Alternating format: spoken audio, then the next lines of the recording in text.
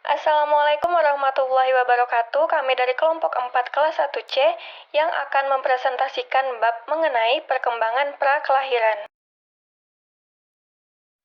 Sebelumnya, izinkan saya untuk memperkenalkan anggota kelompok kami, karena ada pepatah mengatakan, tak kenal maka tak sayang. Yang pertama, ada Putra Budi Hermawan dengan NIM 090, lalu yang kedua ada Febriani Nur Islami dengan NIM 091, lalu yang ketiga ada Rahma Lutfiani dengan NIM 092, dan yang terakhir ada Dea Eka Vitaloka dengan NIM 093. Pengertian dan tahap perkembangan prenatal. Perkembangan prenatal adalah perkembangan awal dari manusia. Periode ini merupakan periode perkembangan tersingkat dan terpenting yang menentukan periode kehidupan selanjutnya. Dimulai dari pembuahan yang terjadi dari pertemuan sel sperma dengan sel telur yang telah matang dibuahi oleh sel sperma yang matang, yang akhirnya akan menjadi sel-sel baru dan membentuk zigot. Pembuahan ini menandakan berfungsinya dengan baik organ reproduksi manusia. Tahap perkembangan prenatal terbagi menjadi 3, germinal atau zigot, embrio, lalu janin atau fetal. Berikut gambaran tahap perkembangan prenatal. Yang pertama yaitu proses zigot atau germinal. Periode ini berlangsung selama 2 minggu pertama setelah pembuahan. Sel telur dibuahi 12-24 jam kemudian setelah sperma mampu menembusnya. Setelah beberapa hari, sel telur yang telah dibuahi akan mulai membelah menjadi beberapa sel melewati tuba falopi dan masuk ke dinding rahim.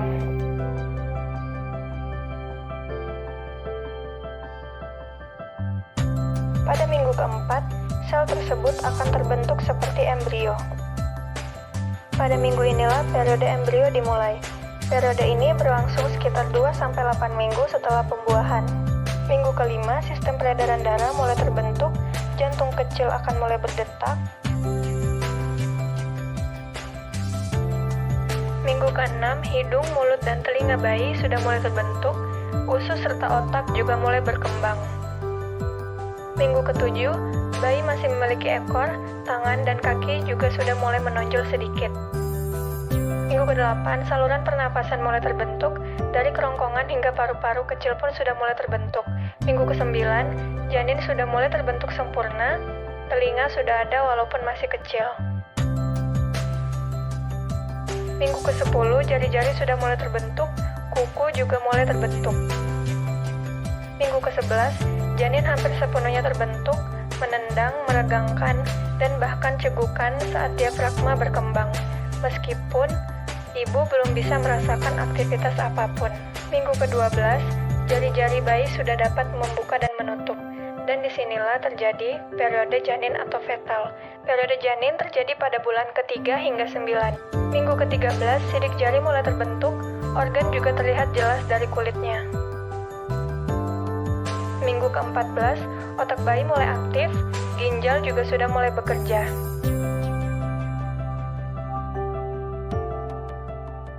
Minggu ke-15, kelopak mata masih tertutup, tapi janin sudah bisa merasakan cahaya.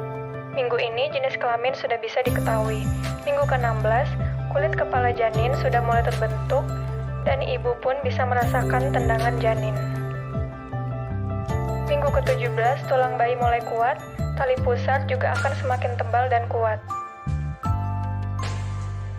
Minggu ke-19, indera janin mulai terbentuk. Minggu ke-21, tendangan janin akan lebih terasa. Minggu ke-22, bibir dan alis sudah mulai terlihat seperti miniatur.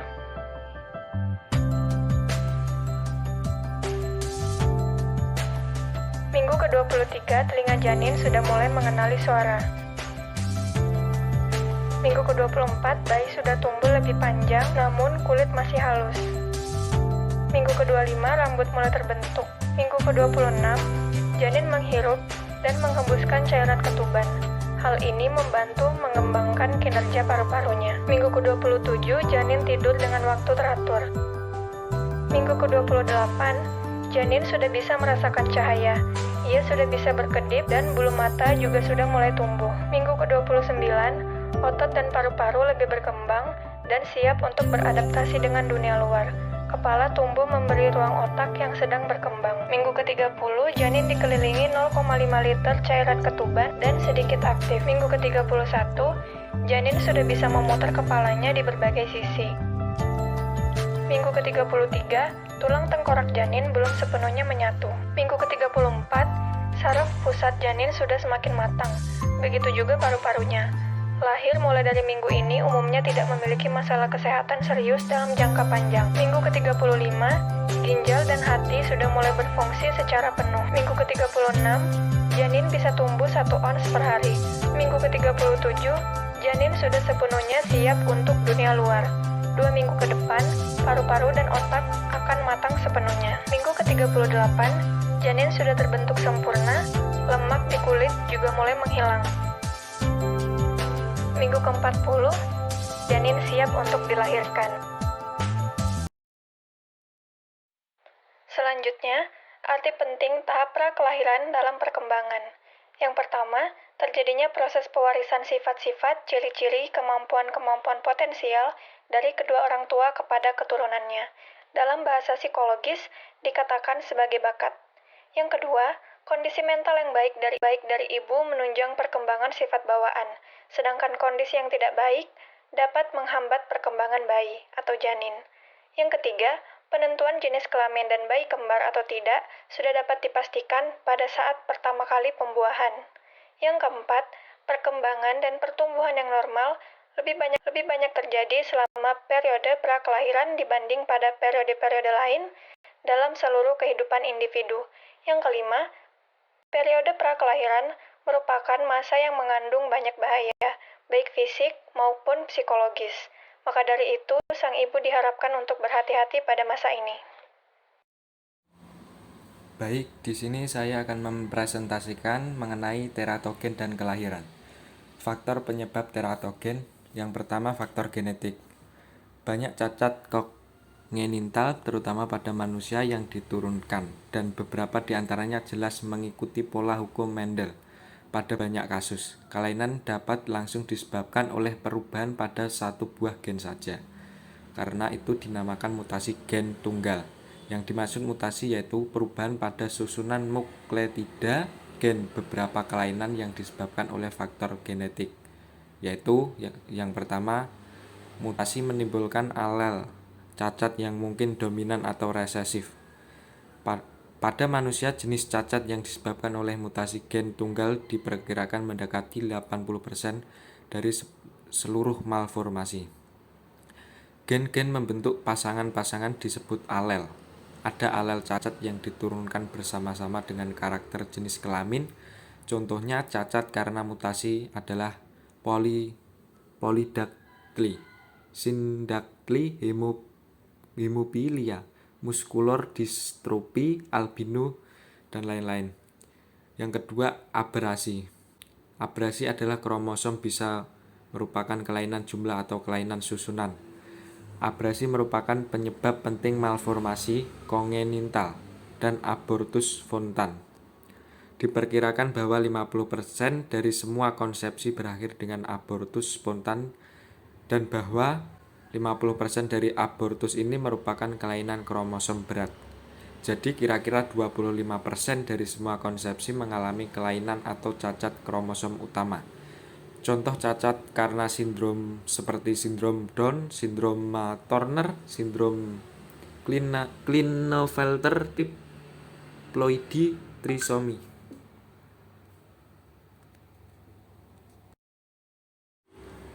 Selanjutnya yang kedua, faktor lingkungan. Banyak faktor dapat berkaitan dengan diferensiasi dan pertumbuhan, akan tetapi hasilnya tidak harus berupa suatu kelainan nyata. Pada beberapa contoh, bahan-bahan teratogenik sedemikian toksis sampai dapat mengenai sistem organ yang sangat penting, sehingga mengakibatkan kematian. Pada kasus lain, pengaruh lingkungan dapat sedemikian ringannya sehingga mudah dapat bertahan hidup, tetapi beberapa sistem organnya terganggu. Hal ini dapat mengakibatkan hambatan pertumbuhan atau gangguan fungsi, baik sebagian ataupun total.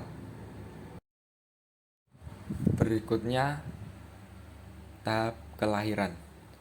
Tahap pertama, kontraksi rahim 15-20 menit hingga 1 menit yang menyebabkan leher rahim merenggang dan membuka. Lalu kontraksi makin sering terjadi, sekitar 2-5 menit. Berikutnya untuk wanita yang baru memiliki anak pertama dapat berlangsung 6-12 jam. Tahap kedua biasanya dimulai ketika kepala bayi mulai bergerak melalui leher rahim dan saluran kelahiran dan berakhir saat bayi telah benar-benar keluar dari tubuh ibu. Berikutnya pada waktu kepala bayi keluar dari tubuh ibu, kontraksi terjadi hampir setiap menit. Tahap ini berlangsung selama 45 menit hingga 1 jam. Tahap yang ketiga atau afterbirth. Pada tahap ini plasenta, tali pusar, dan selaput lainnya akan dilepas dan dibuang. Tahap yang paling singkat karena hanya berlangsung beberapa menit. Oke, selanjutnya presentasi bisa dilanjutkan oleh rekan saya. Materi yang kelima yaitu komplikasi melahirkan. Komplikasi melahirkan merupakan keadaan yang mengancam jiwa ibu atau janin karena gangguan akibat langsung dari proses persalinan atau melahirkan. Adapun beberapa informasi penting yang berhubungan dengan terjadinya komplikasi melahirkan ini yaitu yang ke-1, derajat kesehatan ibu rendah dan kurangnya kesiapan untuk hamil.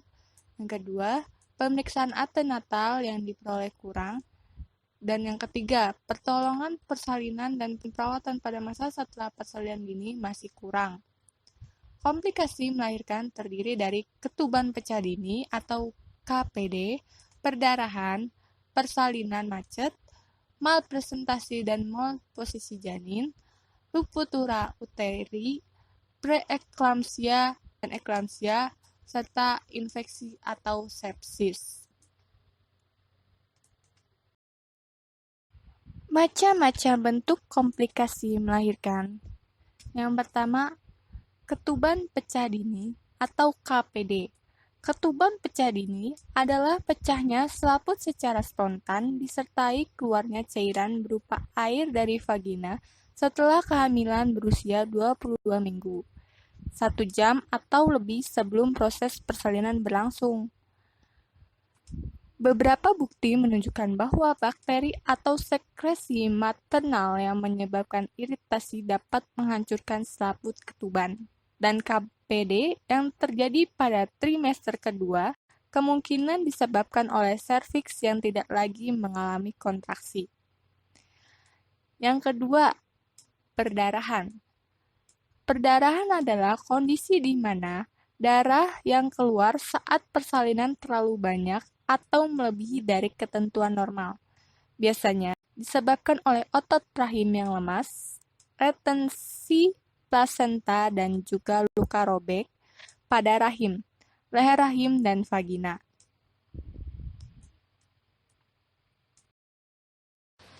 Yang ketiga, persalinan macet. Sebagian besar penyebab dari persalinan macet adalah tulang panggul ibu terlalu sempit, sehingga tidak mudah dilintasi kepala bayi pada waktu bersalin.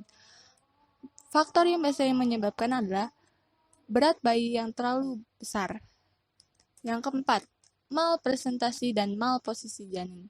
Malpresentasi dan malposisi adalah keadaan di mana janin tidak berada dalam presentasi dan posisi yang normal yang memungkinkan terjadi partus lama atau partus macet. Partus lama atau partus macet adalah kondisi ketika ada hambatan selama proses melahirkan berlangsung sehingga memakan waktu yang lebih lama. Yang kelima, ruptura uteri. Ruptura uteri atau sobekan uterus merupakan peristiwa yang sangat berbahaya yang umumnya terjadi pada persalinan dan kadang juga pada kehamilan trimester 2 dan 3.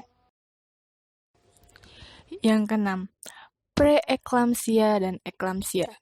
Preeklamsia adalah kelainan pada kehamilan yang ditandai dengan peningkatan tekanan darah dan banyak protein dalam urin pada usia kehamilan lebih dari 20 minggu. Sedangkan eklamsia adalah kejang pada kehamilan yang ditandai dengan peningkatan tekanan darah lalu kejang sebelum, selama, atau sesudah persalinan. Yang terakhir, yang ketujuh, infeksi atau sepsis. Infeksi atau sepsis terjadi ketika bakteri masuk atau menginfeksi rahim serta daerah sekitarnya setelah seorang perempuan melahirkan. Selanjutnya materi yang keenam, yaitu kondisi kelahiran terhadap perkembangan pasca lahir. Yang pertama itu ada jenis persalinan. Jenis persalinan terbagi menjadi 4. Yang pertama, persalinan normal atau spontan. Kelahiran spontan disebut juga kelahiran normal. Kelahiran tersebut terjadi tanpa bantuan luar dan sedikit atau tanpa pemberian obat pada ibu. Pada kelahiran spontan ini, posisi janin dan ukurannya memungkinkan untuk mengeluarkan kepala terlebih dahulu. Setelah kepala atau bahu, kemudian lainnya tampak pada saat tubuh janin berputar perlahan dalam saluran kelahiran. Berikutnya lengan keluar dan selanjutnya kaki. Yang kedua, persalinan dengan peralatan. Terjadi jika janin memiliki ukuran besar dan tidak mungkin dapat keluar secara spontan atau dalam rahim ibu, posisinya sedemikian rupa, sehingga peralatan pembedahan harus digunakan untuk membantu persalinan.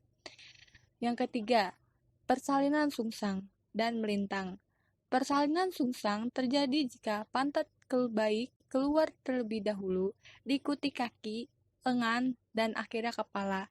Bila posisi janin ini tidak diubah, kelahiran harus menggunakan peralatan untuk membantu persalinan.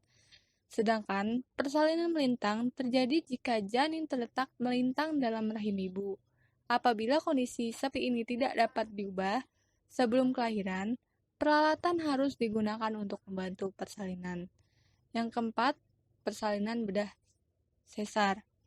Apabila ukuran tubuh janin terlalu besar untuk dapat keluar melalui saluran kelahiran tanpa persalinan yang sulit dan lama walaupun digunakan peralatan. Janin dilahirkan dengan cara mengiris dinding perut ibu. Yang kedua yaitu pengobatan ibu. Pengobatan yang dilakukan oleh ibu dapat mempengaruhi bayinya. Yang ketiga, kondisi lingkungan pralahir. Kondisi lingkungan yang nyaman akan membuat persalinan dan penyesuaian pasca lahir jadi lebih mudah. Yang keempat, jangka waktu periode kelahiran. Jangka waktu periode kehamilan rata-rata adalah 38 minggu atau 266 hari. Ada kalanya bayi lahir lebih awal atau biasa disebut prematur, dan juga bisa lebih lambat atau disebut postmatur. Yang kelima, perawatan pasca lahir. Perawatan dan perhatian yang dilakukan seorang ibu terhadap bayi yang baru dilahirkan mampu mempunyai pengaruh yang positif terhadap perkembangan bayi tersebut. Yang keenam, sikap orang tua. Sikap orang tua yang mendukung antara lain sikap tenang seorang ibu. Ibu yang memiliki sikap tenang mampu menghasilkan air susu lebih banyak dibandingkan ibu yang tegang dan gelisah. Materi selanjutnya akan disampaikan oleh rekan saya, Rahmat. Baik, saya akan memulai presentasi saya kali ini. Sebelumnya, mari kita lihat dua artikel berikut ini. Topik dalam kedua artikel ini sering kita jumpai di media sosial, bukan? Keajaiban Al-Quran yang dibuktikan dengan berbagai ilmu pengetahuan yang ada semakin menambah keyakinan kita sebagai seorang muslim akan kebenaran Al-Quran sebagai wahyu Allah Subhanahu wa Ta'ala. Bagaimanapun kondisi masa depan, maka Al-Quran sebagai firman Tuhan akan membuktikan kebenaran dirinya. Begitulah kutipan seorang cendekiawan muslim Dr. Zakir Naik dalam wawancaranya mengenai kitab agama mana yang paling ilmiah. Salah satu firman Allah dalam Al-Quran yang terbukti kebenarannya melalui ilmu pengetahuan yang ada, yaitu pada bidang embriologi dan perkembangan janin. Seorang ketua Departemen Anatomi dan Perkembangan Biologi, yaitu Profesor Johnson, pernah mengatakan, penggambaran dalam Al-Quran ini mendahului beberapa abad mengenai berbagai tahap embrio manusia dan perkembangan janin yang terdapat dalam literatur ilmiah yang ada. Untuk itu, hari ini saya akan mengajak teman-teman semua mempelajari mengenai proses terbentuknya janin dalam Islam.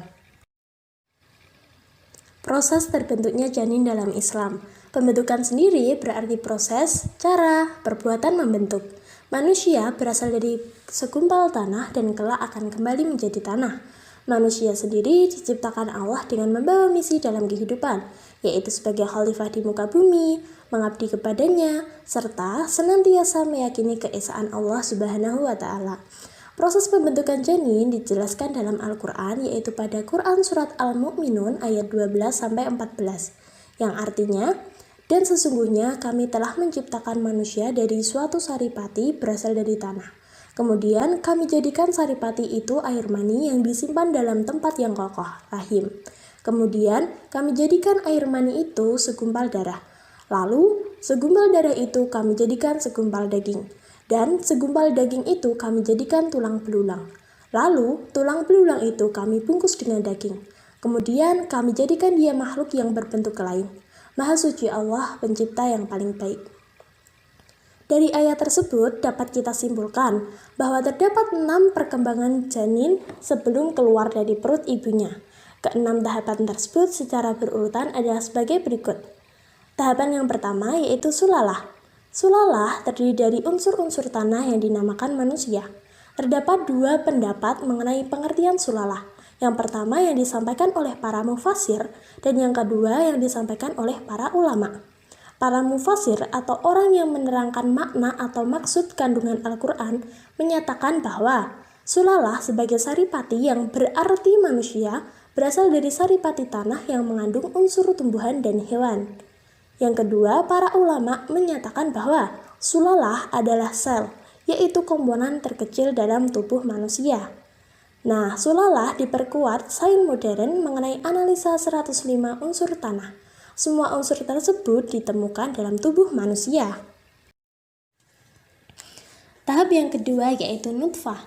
Menurut Al-Syaukani, nutfah berarti sesuatu yang sedikit. Dengan kata lain, kata ini merujuk pada air mani atau sperma. Menurut kajian embriologi, dalam sekali ejakulasi seorang pria bisa mengeluarkan sebanyak 200-300 juta sperma. Sedangkan hanya satu saja yang akan bersemayam dengan ovum untuk membentuk zigot. Kurang lebih seminggu setelah pembuahan, zigot akan tertanam pada rahim. Untuk gambar nutfah berada di kiri atas ya, yang seperti kecebong berenang itu. Nah, tahap yang ketiga yaitu alaqah.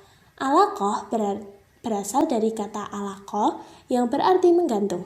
Maknanya alaqah merupakan sesuatu yang melekat atau bergantung pada sesuatu yang lain. Tabari dan Ibnu Katsir menafsirkan bahwa alaqah ialah segumpal darah beku. Tahapan alaqah akan berakhir pada hari ke-24 sampai 25 sejak persenyawaan.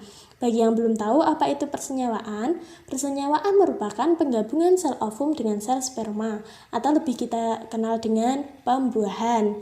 Nah, pada proses akhirnya menuju mudghah, alaqah telah menampakkan ciri-ciri mudghah berupa gumpalan-gumpalan daging berbentuk ikatan seperti rantai atau lebih kita kenal dengan somites. Nah, gambar dari alaqah ada di sebelah kiri bawah ya. Lanjut ke tahap yang keempat yaitu mudghah. Mudghah dalam bahasa Arab berarti seonggok daging yang dikunyah. Hal ini disebabkan mudghah berbentuk ikatan rantai atau somites yang nampak seperti daging yang telah dikunyah, seperti yang ada pada gambar sebelah kanan atas. Untuk yang sketsa putih itu untuk lebih jelasnya ya. Terus tahapan ini dimulai pada hari ke-26 atau minggu ke-4 setelah pembuahan, yang ditandai dengan perkembangan otak dan syaraf, pembentukan telinga, mata, dan organ tubuh lain. Tahap yang terakhir yaitu tahap yang kelima dan keenam dinamai izam dan laham. Izam dan laham ialah proses pembentukan tulang yang diikuti pembentukan otot. Nah, jadi itu begini, yang duluan kan pembentukan tulang, setelah itu diikuti oleh pembentukan otot. Nah, otot ini akan membungkus kerangka yang telah terbentuk sebelumnya. Tahapan izam dan laham akan dimulai pada minggu ke-5 sampai ke-7. Pada minggu ke-7 akan terbentuk pula sistem kompleks berupa sistem syaraf, sistem pernafasan, organ pembiakan, kelenjar, dan organ dalam lainnya. Kaki dan tangan mulai tumbuh. Mulut dan telinga akan semakin sempurna. Pada minggu ke-8, semuanya telah sempurna dan lengkap. Tahap selanjutnya yang akan dilewati setelah pembentukan yaitu perkembangan janin. Demikianlah paparan mengenai proses terbentuknya janin dalam Islam. Bagian selanjutnya kita akan memperdalam materi mengenai teratogen dalam budaya Jawa. Sering kita dengar dari lingkungan sekitar bahwa wanita hamil tidak diperbolehkan memakan beberapa jenis makanan tertentu. Bahkan, buah-buahan yang notabene baik untuk kesehatan tubuh. Wanita hamil dianjurkan melakukan ritual seperti telonan, ngapati, mitoni, tingkepan, dan sebagainya. Sebenarnya, mengapa budaya Jawa banyak mengatur lini kehidupan wanita hamil?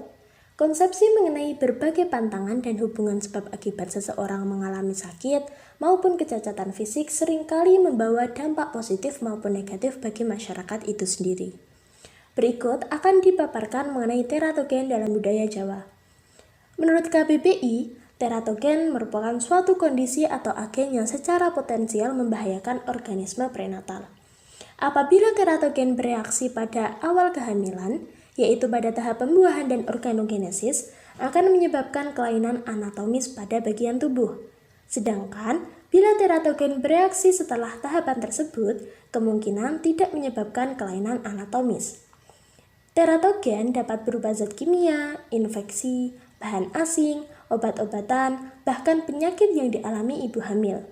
Teratogen bekerja secara spesifik terhadap jaringan ringan dan sel untuk memberi dampak patogenesis abnormal.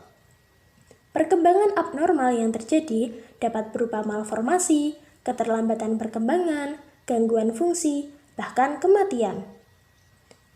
Pada kebudayaan Jawa, masyarakat selalu mendahulukan adanya keserasian, keseimbangan, dan keselarasan. Semua unsur hidup dengan mati, alam dengan manusia hidup harus serasi, seimbang, dan selaras. Pada intinya, semua unsur harus sesuai. Makna perawatan kehamilan dalam perspektif budaya Jawa adalah keselamatan bagi janin dan ibu hamil selama proses dalam kandungan sampai melahirkan. Kepercayaan dan keyakinan terhadap berbagai ritual memberi kekuatan supernatural secara tidak langsung agar ibu dan bayi terhindar dari berbagai mara bahaya yang mungkin terjadi. Jenis ritual yang sering dilakukan adalah ritual untuk keselamatan, seperti telonan, ngapati, mitoni, dan tingkepan. Secara psikologis, selamatan dinilai akan memberi kekuatan positif yang diyakini berasal dari kekuatan doa, serta memberikan ketenangan hati pada ibu yang selalu khawatir akan keselamatan sang jabang bayi.